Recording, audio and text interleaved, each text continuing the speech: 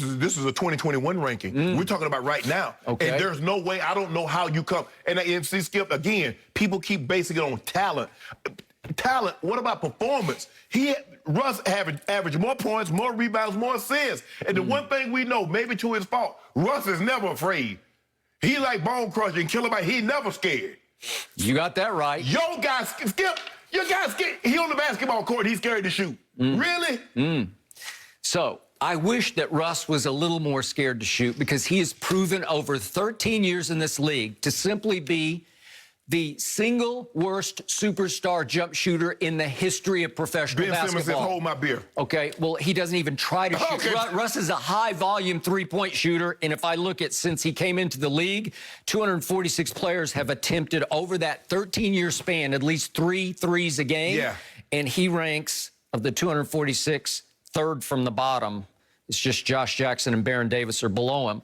That's horrendously bad, especially when you couple it with the fact that he's become worse and worse at the free throw line. He's got his own demons. 2 of the last 3 years, he's shot 66% from the free throw line, and he's a point guard, right? The best your guy have ever shot is 61%. Okay, well, this guy's tumbling all the way into the middle 60s, which is pretty frightening. Well, when is your guy going to tumble up? When is your guy going to get to 70? Well, I'm starting to wonder, when is LeBron going to just tumble off the cliff at the end of the year? Because he's going to say, how can I rise above a guy who has led the league in turnovers 4 times and been second 4 times, has led the league in usage rate 4 times and been second 4 times. He demands the ball, has to have the ball in his hands because he is a solo act. This is classically the most selfish player in basketball versus the most unselfish player is that number 25 for Philadelphia, who's still only 25 years old. He's only 25.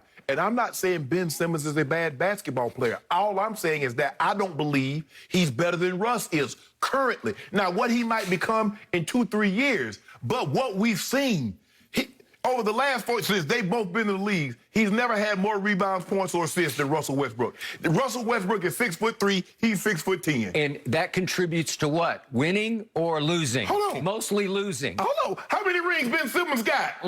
Well, he's still only 25 years of age. I'll give him a much better shot at winning a ring than Russ. With who? With Philly. That's where he's going to stay. There's no way they should trade him. Well, no, you said they shouldn't, but I'm telling you they are. But hold on, Skip. You said Joel Embiid threw him under the bus. He did. But who was driving that bus? Doc Rivers. We're going to talk about that a little later. Skip, all I'm saying is I don't understand. I thought the objective was to progressively get better. His numbers have declined. I know, but it's so ironic and amusing to me that people say Ben needs to shoot threes, attempt threes. And I'm saying Russ needs to quit shooting threes. Well, how about shooting the basketball, period? He's a career 31% three-point shooter. Last year, he was even a tick better at 32%. And guess what that ranked? 150th of 156 qualified three-point shooters in the league. Well, guess who? You like that? Guess who was 157 of 156? Well, he doesn't try. And when you don't, what you don't try doesn't hurt your team. Yes, it does. Right? No, it does not. Skip, because you're playing 5-on-4. Oh, I don't think so, because he can drive it just the way Russ can drive. He can be just as effective. One night with no Joel Embiid in the game, I watched at Utah. I started watching it. I couldn't quit watching it on February 13th of this past season. Yeah. And all I saw Ben do was score 42 in that game. How can he do that if you can't shoot? Whoa. How can you do that? And he was just taking it right to Rudy Gobert. No, stop that. He was 10. He was, first of all, I need you to stop telling this story because Rudy Gobert and Derek Favors and one other guy, he was 6 and 17 on them. He was 10 for 10 against Bogdanovich. So the majority of his numbers came. But again, you see what you did? You isolated one game. I didn't know the NBA season was one game. I thought it was 72 games this past season. Guess what he made from the free throw line that night? 12 of 13? You don't think he can shoot free throws?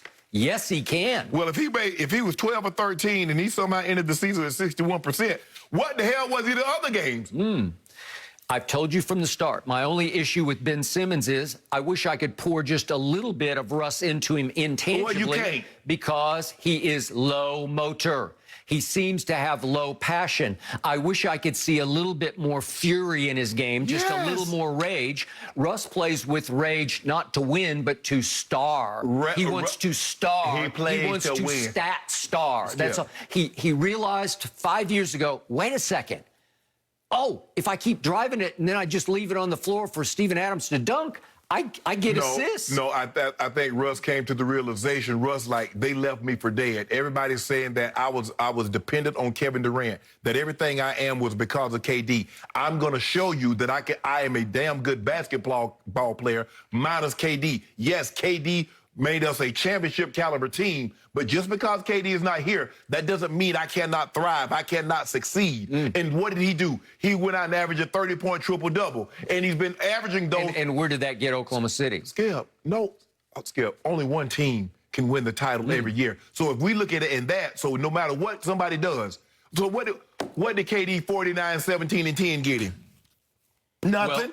Well, nothing. He became a solo act like Russ, except he's a way better solo act than Russ because he took it right to the brink. And if he didn't have one toenail over the three-point line, we'd be having a real different conversation right now because you wouldn't be driving the Giannis bandwagon. No, but even though Kevin Durant is spectacular, they closed the curtain on his tent.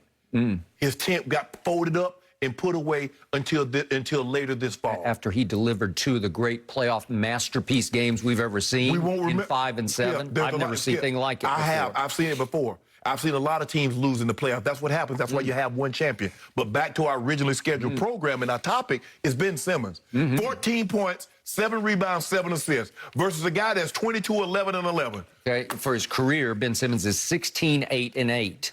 That's winning basketball because the turnovers are low. What have they won? Are low. You keep telling me that's winning basketball. What have they won? As Doc said yesterday, he gets so many players, so many open shots. Yeah. That's not what Russ about does. Himself? Huh? What about himself? Well, hell, I'm not finna feed 5,000 if I don't eat myself. How do you score 42 a game in a game if you're not capable? Skip, again. We're not arguing. I think we're like two cars passing on the same road. I'm not saying that he's not talented. Obviously, he's the #1 overall pick. He's 6'10". He can handle the ball. He can rebound. Run with the ball, he can defend. Yep. But at some point in time, that needs to manifest itself on the court. Rookie of the year. Then next year, All-Star, All-Star. Last year, All-Star. So 3 straight All-Stars, 2 straight defensive. First team all defense. Russ has been an all-star. First team? Russ has been an all-star 10 straight times. Okay. And he's been all NBA. He's been an MVP. So what's better? Russ has been an MVP.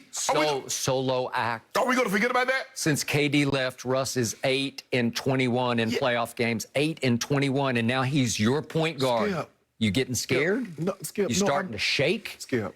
Listen, this guy is hell on wheels, literally, because it can go to hell in a second. But that normally happens when a great player leaves a team. That normally happens. That's not a surprise that when KD left. I mean, look what happened to Cleveland when LeBron left. Look what happened to Miami. When LeBron left Miami, they still had D-Wade and Chris Bosh. They weren't the same team. When you're dealing with a generational or historically great player and he leaves, the likelihood of your team continuing on that path in which you were on while he was there is not very good. So last year, Russ shot 66% from the free throw line. That ranked 103 of 110 qualified free throw shooters.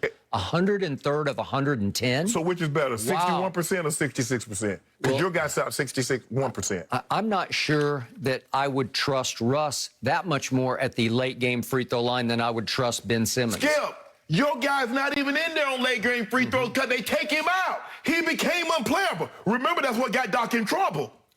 That is fixable. And I think they said they hired a new shot. What kind of mechanic you got to fix that? Like a Dr. Freud